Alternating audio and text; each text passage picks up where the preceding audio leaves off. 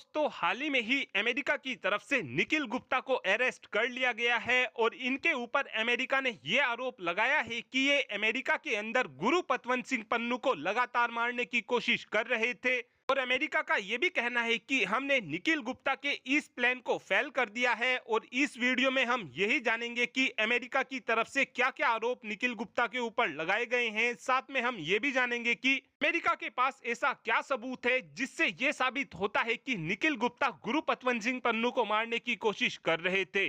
दरअसल पूरा मामला कुछ इस प्रकार है कि अमेरिका की तरफ से बताया गया है कि इंडिया का एक गवर्नमेंट ऑफिसर पहले तो अमेरिका में आया, उसके बाद ये अमेरिका में आकर CC1 से मिला। यहाँ पर अमेरिका की तरफ से CC1 के बारे में कुछ भी नहीं बताया गया है, लेकिन उम्मीद इस बात की जा रही है कि जो ये CC1 है ये कोई रो के एजेंट हो सकते हैं। और इस मीटिंग के दौरान CC1 और निखिल गुप्ता के बीच इस बात को लेकर बातचीत हुई कि गुरु पतवंत सिंह पन्नू को मारने के लिए एक शूटर चाहिए जो पैसे लेकर किसी की भी जान ले सकता हो।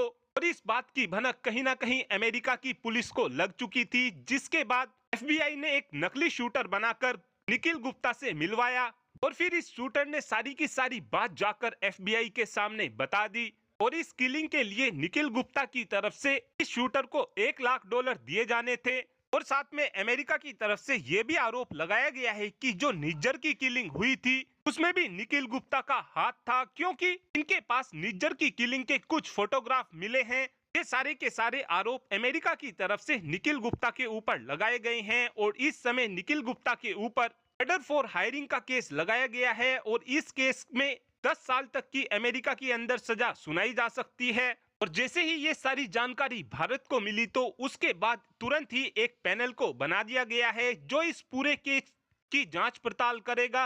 और अमेरिका के इस आरोप के तुरंत बाद ही कनाडा भी खूब दबाकर उछलना शुरू हो गया है। और कनाडा की तरफ से बोला जा रहा है कि हम तो पहले ही बोल रहे थे कि इस पूरे केस में भारत का ही हाथ है, लेकिन अमेरिका के इस कदम को देखते हुए ये बात पूरी तरीके से साफ हो गई है कि कनाडा की तरह ही अमेरिका भी खालिस्तान का सपोर्ट करने में लगा हुआ है। और ये बात आप सभी जानते ही हो कि अमेरिका किसी के भी लिए फ्री में कोई भी काम नहीं करता है।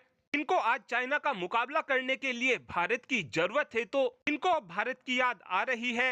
नहीं तो ये वही अमेरिका है जिसने पाकिस्तान के साथ जब भारत का युद्ध हो रहा था उस समय अपनी 7 फ्लीट को भारत के खिलाफ ही तैनात कर दिया था। उस समय रशिया ही एकलौता ऐसा देश था जो खुलकर भारत के समर्थन में आया था। और आने वाले 20 से 30 सालों में जब भारत शक्तिशाली हो जाएगा उसके बाद हमको डेफिनेटली ये भी देखने को मिलेगा कि अमेरिका इन्हीं खालिस्तानियों का इस्तेमाल भारत के खिलाफ करना शुरू